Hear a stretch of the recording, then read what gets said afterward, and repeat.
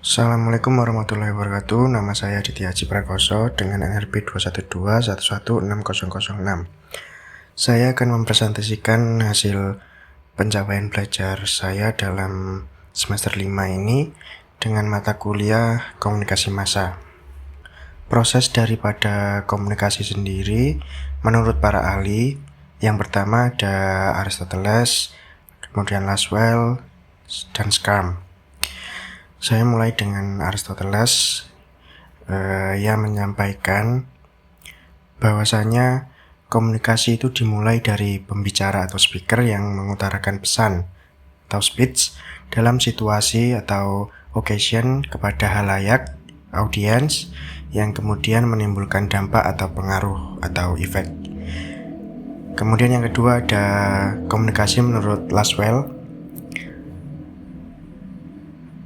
Menurut Laswell, komunikasi itu diawali dengan pengirim pesan atau sender yang menyampaikan pesan atau message melalui medium yang diterima oleh penerima pesan atau receiver, dengan kemudian menciptakan umpan balik atau feedback untuk diberikan kepada pengirim pesan lagi. Dari Aristoteles dan Laswell itu adalah komunikasi satu arah. Kemudian komunikasi menurut Schramm yaitu dimulai dari pengirim pesan atau encoder yang mengirim pesan atau message kepada penerima pesan atau decoder yang kemudian secara bergantian mengirim pesan kepada pengirim pesan utama. Kemudian fungsi komunikasi secara umum, yang pertama adalah sarana penyampaian informasi, yaitu setiap orang memerlukan informasi mengenai berbagai hal yang terjadi di lingkungannya. Melalui proses komunikasi yang terjalin akan memudahkan seseorang untuk bisa memperoleh informasi. Yang kedua adalah sosialisasi, yaitu proses komunikasi membuat masyarakat menjadi lebih dekat dan akrab satu sama lain. Kemudian yang ketiga adalah pendidikan, yaitu proses komunikasi secara langsung dapat mendukung perkembangan ilmu pengetahuan seperti yang terjadi di sekolah atau perkuliahan gitu, serta pembelajaran yang membawa masyarakat ke arah yang lebih baik. Kemudian yang keempat, hiburan. Hiburan dalam masyarakat dapat disebarluaskan melalui proses komunikasi. Proses komunikasi merupakan proses yang luas dan kompleks sehingga tidak hanya terbatas pada percakapan antara dua orang saja, bisa dua orang atau lebih, yang membuat masyarakat itu merasa terhibur. Kemudian yang terakhir adalah integrasi antar masyarakat. Proses komunikasi dapat berfungsi untuk menjaga integrasi antara individu, kelompok, atau bahkan negara. Kemudian adalah fungsi daripada komunikasi itu sendiri, yaitu ada komunikasi sosial, ekspresif, ritual, dan instrumental. Komunikasi sosial sendiri berarti komunikasi penting dalam membangun konsep diri, aktualisasi diri, kelangsungan hidup, memperoleh kebahagiaan, menghindari tekanan dan ketegangan, serta memupuk hubungan dengan orang lain. Kemudian komunikasi ekspresi. Komunikasi ekspresi tidak semata-mata bertujuan untuk mempengaruhi orang lain, namun juga dapat dijadikan sarana penyampaian perasaan atau emosi. Kemudian komunikasi ritual sering dilakukan secara kolektif atau bersama. Fungsinya sendiri berarti proses komunikasi banyak dinyatakan dalam penggunaan kata-kata serta perilaku yang simbolik, seperti adanya upacara adat, upacara kebangsaan, ideologi ataupun agama. Kalau di masyarakat ada upacara kelahiran, selamatan, ulang tahun, pernikahan, kematian gitu. Kemudian yang keempat adalah komunikasi instrumental. Komunikasi instrumental seringkali disebut sebagai komunikasi yang bertujuan persuasif atau mengajak, menginformasikan, mengajar, mendorong, mengubah sikap dan keyakinan, mengubah perilaku atau menggerakkan tindakan, serta untuk sarana menghibur. Kemudian ada 8 hambatan komunikasi. Yang pertama adalah psychological barriers, yaitu retensi yang rendah karena lemahnya sistem memori, kurang perhatian, ketidaknyamanan karena sakit, lemahnya indera mempersepsikan rangsangannya, permasalahan pendengaran, lemahnya kemampuan menyimak, informasi yang berlebihan, dan perbedaan gender. Serta untuk metode mengatasinya yaitu dengan menyesuaikan dengan tingkat retensi audiens, memperhatikan pada saat penyampaian informasi, pastikan kenyamanan setiap orang, active listening atau aktif mendengarkan apa yang disampaikan, serta informasi yang harus dihindari ketika informasi tersebut berlebihan. Kemudian yang kedua adalah environmental barriers, yaitu noise, pencahayaan yang buruk, settingan yang tidak nyaman, lingkungan tidak higienis, ruangan panas atau dingin, kemudian jarak. Metode untuk mengatasinya yaitu memastikan pencahayaan ruangan itu baik, pengaturan tempat duduk yang baik, dan memastikan lingkungan higienis dan tidak berbau tajam. Kemudian yang ketiga adalah psychological barriers, yaitu perbedaan persepsi, tidak percaya, gangguan emosional, neurotic illness, cemas, dan khawatir. Metode untuk mengatasinya yaitu menunjukkan sikap yang bisa dipercaya, menghindari berprasangka buruk, menghindari sikap bermusuhan, dan bebaskan diri dari rasa takut. Yang keempat adalah social barriers, yaitu kurang percaya diri, kemudian hal-hal yang tabu, perbedaan strata sosial. Metode untuk mengatasinya yaitu perilaku harus dipertimbangkan dan keyakinan dalam lingkup sosial harus diperhatikan. Kemudian yang kelima adalah cultural barriers, yaitu perbedaan etnik dan tradisi atau kebiasaan. Metode untuk mengatasinya itu mempertimbangkan perbedaan kultural, mempertimbangkan tradisi kultural, nilai atau value dan kebiasaan dari masyarakat sekitar. Kemudian yang keenam adalah semantic barriers, yaitu berbeda bahasa, terjemahan yang salah, perbedaan ekspresi dan persepsi, dan kegagalan masa lampau dalam mendengarkan. Metode untuk mengatasinya yaitu menggunakan bahasa yang sama dan mempertimbangkan perbedaan ekspresi dan persepsi. Yang ketujuh adalah organizational barriers, kebijakan, peraturan, dan regulasi organisasi, kegagalan teknis, tekanan waktu, struktur organisasi yang kompleks yang diakibatkan oleh sistem hierarki, dan ukuran organisasi yang besar atau kecil. Metode untuk mengatasinya yaitu pertimbangkan polisi organisasi atau kebijakan tadi, kemudian struktur organisasi harus dibuat lebih sederhana dan kemudian membagi menjadi divisi-divisi yang lebih kecil. Kemudian yang terakhir adalah communication process relate barriers, pesan tidak jelas, pendekatan stereotip, pemilihan channel yang kurang tepat, dan kurangnya feedback. Metode untuk mengatasinya yaitu menggunakan channel yang layak, pendekatan stereotip harus dihindari, pesan harus jelas, dan feedback yang layak. Kemudian ada 6 konteks komunikasi, yaitu intrapribadi. Intrapribadi itu komunikasi dengan diri sendiri, sebagai landasan komunikasi antar pribadi atau dua orang. Kemudian penentu awal keberhasilan komunikasi. Kemudian yang kedua ada antar pribadi, yaitu komunikasinya tatap muka, komunikasinya diadik atau dua orang, melibatkan kelima alat indera manusia, akrab, dan komunikasi yang dianggap sempurna. Komunikasi diadik sendiri itu seperti jarak dekat, pesan dikirim dan diterima secara simultan. Kemudian adalah kelompok, yaitu komunikasi yang dilakukan oleh kelompok kecil, komunikasinya tatap muka, feedback dari seorang peserta itu masih bisa diidentifikasi dan ditanggapi secara langsung. Kemudian masih melibatkan komunikasi antar pribadi yang tadi. Kemudian yang keempat adalah publik. Komunikasi antara seorang pembicara dengan halayak. Peserta komunikasi tidak dapat dikenali. Large group communication, lebih formal, memerlukan persiapan yang cermat, keberanian dan kemampuan. Feedback terbatas, umpan balik nonverbal lebih terlihat, dan bertujuan memberikan penerangan, menghibur, memberikan penghormatan, atau membujuk. Kemudian yang kelima adalah organisasi, berlangsung dalam sebuah organisasi tentunya, kemudian bersifat normal, formal, dan informal. Formal sendiri menurut struktur organisasinya yang ke bawah, ke atas, atau horizontal. Dan yang informal itu tidak bergantung struktur organisasi.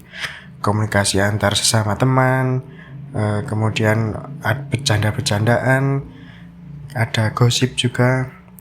Kemudian jaringan yang lebih besar dari komunikasi kelompok dan melibatkan komunikasi diadik antar pribadi dan komunikasi publik.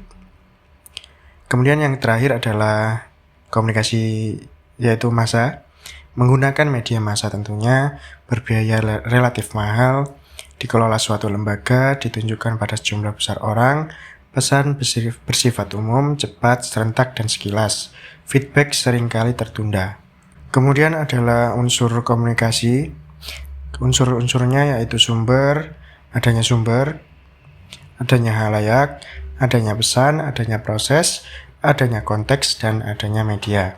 Seperti sumber dari mana datangnya suatu berita tersebut, halayak siapa yang mendengarkan, siapa yang melihat, yang mendengarkan. Kemudian pesan, isi dari sebuah berita tersebut. Kemudian proses, bagaimana prosesnya, ataukah apakah dicetak, dilihat, didengarkan gitu. Kemudian adalah konteksnya dari berita tersebut dan media apa yang dipakai, seperti ataukah televisi, koran, atau radio. Kemudian karakteristik komunikasi massa yaitu ditujukan pada halayak yang luas, heterogen, anonim, tersebar, dan tidak mengenal batas geografis kultural. Kemudian bersifat umum, pola penyampaian bersifat cepat dan tidak terkendala oleh waktu, penyampaian pesan cenderung satu arah, kegiatan komunikasi yang terencana, terjadwal, dan terorganisasi. Penyampaian pesan bersifat berkala dan isi pesan mencakup berbagai aspek kehidupan manusia. Kemudian adalah faktor dasar media massa. Media massa merupakan industri yang berubah dan berkembang yang menciptakan lapangan pekerjaan. Media massa merupakan sumber kekuatan atau alat kontrol manajemen inovasi dalam masyarakat yang dapat didayagunakan sebagai pengganti kekuatan. Kemudian media merupakan forum atau agen yang semakin berperan untuk menampilkan peristiwa-peristiwa kehidupan masyarakat. Media juga seringkali berperan sebagai wahana pengembangan kebudayaan, dan media menyuguhkan nilai-nilai dan penilaian normatif yang dibaurkan dengan berita dan hiburan. Kemudian adalah nilai berita dari komunikasi massa, yaitu ada magnitude, seberapa luas pengaruh suatu peristiwa tersebut, significance, yaitu seberapa penting arti suatu peristiwa bagi halayak umum. Ketiga, actually, tingkat aktualitas suatu peristiwa. Kemudian proximity, kedekatan peristiwa terhadap halayak. Prominence, akrabnya peristiwa dengan halayak. Kejelasan tentang kejadiannya. Kejutan, dampak, berapa banyak manusia yang terkena dampak seberapa luas dan untuk berapa lama. Kemudian konflik personal dan human interest. Human interest sendiri yaitu kemampuan suatu peristiwa untuk menyentuh perasaan kemanusiaan halayak.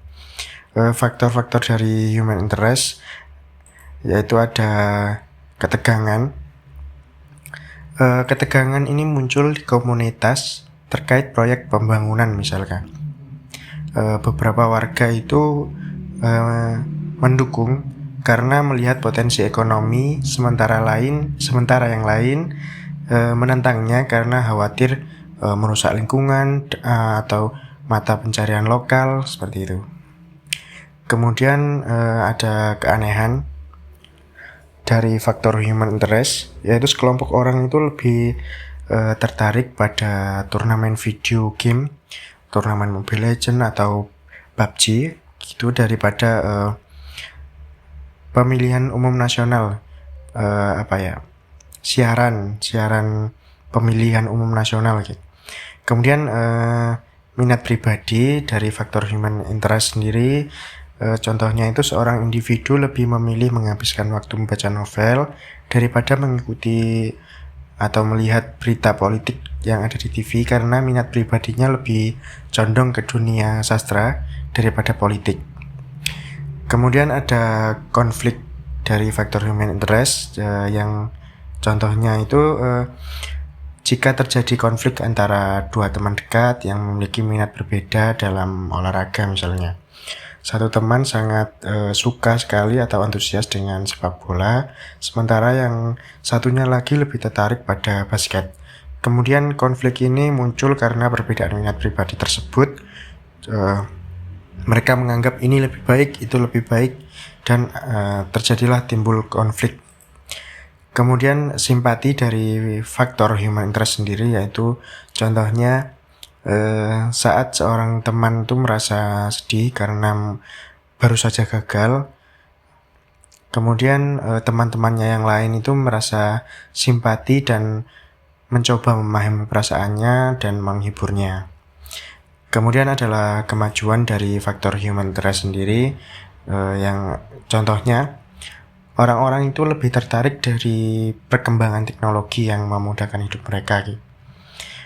Kemudian seks dan keindahan dari faktor human interest, contohnya seorang pria itu terpesona pastinya oleh keindahan fisik atau kepribadian dari seorang wanita, entah itu artis ataupun teman sebaya atau pasangan kita sendiri, begitu. Kemudian ada binatang dari faktor human interest, contohnya ketika seseorang merasa dekat dengan hewan, sebutlah kucing. Kemudian seorang ini sangat sayang, simpati pada hewan tersebut, kemudian ya memberikannya makan, memberikannya tempat tidur, dan membersihkan kotoran-kotorannya. Kemudian humor dari faktor human interest, contohnya itu ketika seseorang tertawa saat mendengar lelucon orang lain, melihat stand up comedy atau melihat talk show yang ada di televisi ataupun YouTube, seperti itu. Kemudian media massa sebagai alat informasi publik, yang pertama itu menyampaikan informasi, berfungsi sebagai saluran utama untuk menyampaikan informasi kepada masyarakat.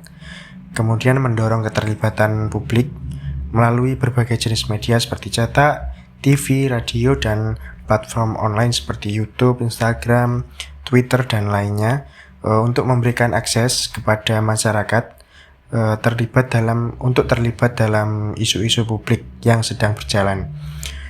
Kemudian media massa itu mempengaruhi opini dan sikap. Media massa juga memiliki kekuatan untuk membentuk opini dan sikap masyarakat terhadap berbagai topik. Kemudian media massa juga merupakan tempatnya pendidikan dan pengetahuan. Media massa tidak hanya menyampaikan berita tentunya, tapi juga berperan dalam pendidikan dan peningkatan pengetahuan masyarakat, seperti adanya sosialisasi di YouTube, Instagram, di TV tentang apapun yang tujuannya lebih baik. Kemudian mewakili keanekaragaman opini dengan menyediakan platform bagi berbagai perspektif manusia. Media massa dapat mencerminkan keanekaragaman opini dalam masyarakat. Kemudian mengawasi kekuasaan dan pemerintah. Media massa juga berfungsi sebagai pengawas kekuasaan dengan memberikan liputan kritis terhadap tindakan pemerintah, lembaga, dan individu yang memegang kekuasaan, seperti presiden, gubernur, bupati, dan sebagainya. Kemudian menyebarkan informasi darurat. Dalam situasi darurat atau kritis dalam sebuah negara atau daerah, media massa berperan sebagai alat penting untuk menyebarkan informasi kepada masyarakat dengan cepat. Dengan adanya berita-berita seperti Liputan 6 atau CNN, dengan itu masyarakat lebih bisa tahu jika ada terjadinya keadaan darurat dalam sebuah daerah, dan masyarakat bisa menyadari dari berita tersebut. Kemudian media massa sebagai alat sosialisasi undang-undang. Yang pertama adalah pemberian informasi hukum. Media massa itu menyediakan platform untuk menyampaikan informasi hukum kepada masyarakat seperti undang-undang dasar, seperti apa seperti apa yang akan terjadi jika seseorang tidak menggunakan helm di jalan, begitu. Kemudian dalam media pasti ada informasi tentang hukum yang berlaku, pasal berapa, undang-undang tahun berapa, seperti itu. Kemudian mengedukasi masyarakat tentang hak dan kewajiban mereka. Melalui berita, program edukatif, dan liputan khusus, media massa membantu dalam mendidik masyarakat tentang hak dan kewajiban mereka sesuai dengan peraturan yang berlaku. Kemudian menyajikan kasus hukum secara jelas. Media massa dapat membantu menjelaskan kasus-kasus hukum yang kompleks serta lebih mudah dimengerti oleh masyarakat. Seperti yang yang akhir-akhir ini ada, seperti kasus polisi itu yang center di media sosial lah, tentang hukumannya yang berkurang atau bagaimana, dan media menyajikan itu untuk masyarakat, untuk diketahui juga oleh masyarakat tentunya. Kemudian media massa sebagai alat sosialisasi undang-undang untuk mendorong kepatuhan hukum masyarakat tentunya. Dengan menyampaikan informasi secara terbuka dan transparan, media massa dapat memotivasi masyarakat untuk mematuhi undang-undang yang berlaku. Kemudian memberikan ruang diskusi tentang reformasi hukum. Media massa memberikan platform untuk mendiskusikan isu-isu hukum dan reformasi yang mungkin diperlukan dalam sebuah masyarakat. Kemudian menyoroti aspek etika dan keadilan. Media massa dapat membantu menggarisbawahi aspek etika dan keadilan dalam hukum. Yang terakhir adalah menyajikan studi kasus yang relevan. Dengan menyajikan studi kasus hukum yang aktual dan relevan, media massa dapat memberikan contoh konkret tentang bagaimana undang-undang diterapkan dalam situasi kehidupan yang nyata. Kemudian yang terakhir adalah media massa sebagai alat kampanye atau memobilisasi massa. Yang pertama tentunya kampanye politik. Media massa seringkali menjadi platform utama untuk kampanye politik karena banyaknya Gen Z sekarang, jadi Gen Z lebih tertarik kepada sosial media gitu. Kemudian mendorong partisipasi politik. Media massa dapat memotivasi partisipasi politik dengan menyajikan informasi yang relevan, mendorong diskusi, dan memberikan pemahaman tentang isu-isu politik. Kemudian menyalurkan aspirasi masyarakat. Melalui surat pembaca, opini, dan liputan wawancara, media massa memberikan wadah bagi masyarakat untuk mengekspresikan aspirasi, keprihatinan, dan pandangan mereka terhadap isu-isu yang penting. Kemudian advokasi untuk hak-hak warga. Media massa dapat berperan sebagai advokat hak-hak warga negara dengan memberikan liputan yang kritis terhadap pelanggaran hak asasi manusia, korupsi, atau ketidakadilan sosial. Kemudian menyediakan ruang diskusi publik. Program talk show, forum diskusi, dan liputan khusus di media massa menciptakan ruang untuk debat dan pertukaran pendapat. Kemudian yang terakhir adalah menyuarakan kelompok minoritas. Media massa dapat menjadi suara bagi kelompok minoritas yang mungkin tidak memiliki wakil yang kuat dalam suatu daerah. Dan itulah presentasi yang sudah saya jelaskan pada hasil belajar saya di semester 5 mata kuliah komunikasi massa. Kurang lebihnya mohon maaf. Wassalamualaikum warahmatullahi wabarakatuh.